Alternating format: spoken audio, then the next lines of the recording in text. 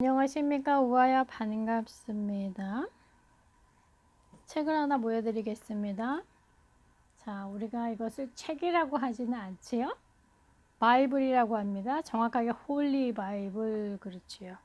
홀리라고 하는 말의 뜻은 구별된 것, 다른 것, 일반 책과 다르다라고 해서 홀리 바이블, 한국말로는 성경이라고 하고요. 하나님을 믿는 하나님의 자녀를 성도라고 합니다. 영어로는 크리스찬 그러죠. 크리스찬이라고 하는 뜻은 그리스도인, 그리스도를 알고 있어야지 크리스찬이 되는 거죠. 그러니까 구별된 하나님의 자녀를 말해주고 있는데요.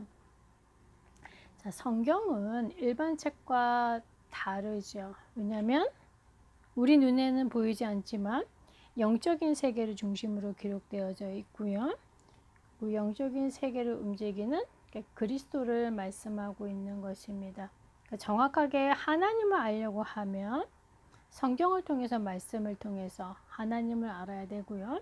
하나님이 무슨 일을 하셨는지 성경에 정확하게 기록되어져 있습니다. 그래서 우리에게는 절대적으로 필요한 것이 바로 하나님의 말씀, 성경 말씀인데요. 오늘 나눌 내용은 이 하나님의 말씀, 지금 우리가 구약 시대에 대한 부분을 나누고 있잖아요. 이제 구약 시대는 율법이라고 그래요. 율법을 찾아내게 되어지면서 몰랐다는 얘기죠. 왜 사람들이 어려움을 당하게 됐는지 그 일을 알면서 모든 것들을 새롭게 정비한 사람, 요시야에 대한 내용을 나눌 겁니다. 요시야는 왕이고요. 자, 그 스토리 진행하기 이전에 잠깐 배경을 살펴보면요. 성경에서 훌륭한 왕을 한 사람 꼽아보세요 라고 하면 자, 데이빗이 나올 겁니다. 다윗은 하나님의 말씀과 너무나 친밀했던 사람이고요. 하나님의 말씀을 묵상하는 것이 너무나 좋다라고 고백할 만큼 왕이 되고 난 이후에도요. 사실적으로 가나안을 정복했던 사람이고요. 하나님 눈에 보시기에 너무나 아름다웠던 사람이 다윗입니다. 그래서 하나님을 다윗을 축복하시면서 다윗의 후대까지도 축복하실 것을 약속하셨죠. 비록 남쪽 유다가 많은 우상 숭배로 멸망할 수밖에 없는 상황이었지만 다윗에게 약속하신 것 때문에 하나님이 유다 멸하는 것을 즐기지 않으셨어요. 그 정도로 영향력이 있었던 왕이죠. 자, 그러면 다윗 이후의 왕은 그의 아들 솔로몬인데 솔로몬은 세상의 부귀 영화를 누릴 만큼 지혜도 뛰어나고요. 훌륭한 왕이긴 했지만 결정적인 실수가 많은 이방 여인들과 결혼하게 되어지면서 이방 여인들과 따라 들어온 많은 우상을 받아들이게 되어집니다. 그래서 솔로몬 이후에 이스라엘은 두 나라로 나눠지잖아요. 북이스라엘 그리고 남쪽 유다. 북이스라엘을 다스렸던 모든 왕들은 우상 숭배를 너무나 잘했습니다. 우상 숭배와 친했던 거죠. 결국 북이스라엘은 아수르라고 하는 나라에 의해서 망하고요. 자, 그리고 북이스라엘이 망하고 채 150년 거의 그 정도 시간에 남쪽 유다도 그러니까 바벨론으로 포로로 잡혀가게 되어지는데요. 남쪽 유다에 있었던 모든 왕들이 다 우상 숭배를 한 것은 아니에요. 몇몇의 그러니까 다윗과 같은 그 길을 갔던 왕들이 있는데 바로 요시야가 그런 사람 중에 한 사람입니다. 요시야는 어느 정도 훌륭했을까요? 시작은 어려웠습니다. 왜냐하면 요시야가 왕이 됐을 때 나이가 8살이에요. 우와, 거의 똑같이요. 우와 나이입니다. 요시야 주변에는 요시야를 도울 수 있는 많은 사람들이 분명히 있긴 했지만 왕이 됐으면 스스로 결정도 해줘야 되고 모든 일들을 잘 관리해야 되잖아요. 굉장히 어렵지요. 나이가 어립니다. 자, 그런데 요시야는 다윗과 같은 그 길을 간 사람이에요. 그러니까 어려도 하나님과 함께하는 축복이 무엇이고 영적인 힘을 알고 있으면 사실 서밋이죠. 그 축복을 갖고 있었던 사람이 요시야죠. 자, 그리고 요시야가 사람들을 보니까 사람들이 틀린 방법으로 하나님 앞에 예배하는 것들을 확인하게 되어진 거예요. 자, 그러면 문제는 피할 수 없잖아요. 그래서 정확하게 우리가 하나님이 원하는 방법대로 하나님 앞에 예배를 하자. 조금 어려운 표현이긴 하지만 우아야 그것을 보고 리폼이라고 그래요. 원래 모양으로 다시 돌아가는 것. 영적인 것부터 회복한 사람이 요시야입니다. 어리지만 대단하지요. 그 정도로 영적으로 감각이 있었던 사람입니다. 자, 그리고 요시야가 주변을 많이 보면서 또 확인하게 되어진 거예요. 많은 사람들이 우상 숭배를 하는 것들을 가져다 놓고 또 우상 숭배도 하고 있고, 심지어 성전 안에 많은 우상의 물건들을 가져다 놓고 거짓 신에게 예배하고 있는 것들을 보게 된 거죠. 자, 그래서 모든 우상 신상들을 끌어내고 파괴시키고, 그리고 하나님 앞에 예배를 드리는 성전을 또한 청소하기 시작하죠. 물론 그 일은 레위 지파를 통해서 하게 되어지는데요. 자, 레위 지파 가운데 대제사장 hil기야가 성전을 청소하는 가운데 먼지 구덩이에서 뭔가를 하나 발견하게 되어집니다. 가서 보니까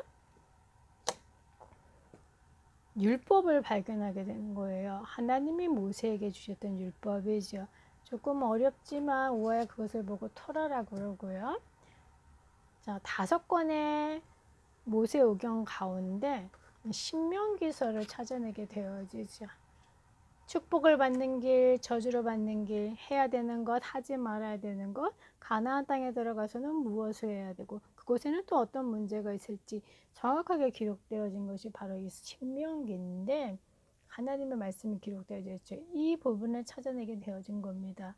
아, 그래서 이스라엘 백성들이 이렇게 어려움을 당한 이유가 하나님의 말씀을 모르니까, 하나님의 말씀에서 이것을 말씀하시는데 반대로 하고 있던 것들을 다 보여지게 된 거예요. 그러면 혼자만 알고 있으면 안 되니까 요시야에게 얘기를 해주죠. 하나님의 말씀을 찾았습니다. 근데 말씀에는 이렇게 기록되어져 있는데 우리는 그 말씀과 전혀 다른 삶을 살고 있습니다. 자, 요시야가 그것을 확인하고 난 이후에 정말 하나님 앞에 이스라엘 백성들이 불순종할 수밖에 없었던 모든 것들을 회개하기 시작하고, 사람들로 하여금 하나님 앞에 돌아올 수 있도록 하나님의 말씀을 들려줄 수 있는 일들을 하게 되어지지요.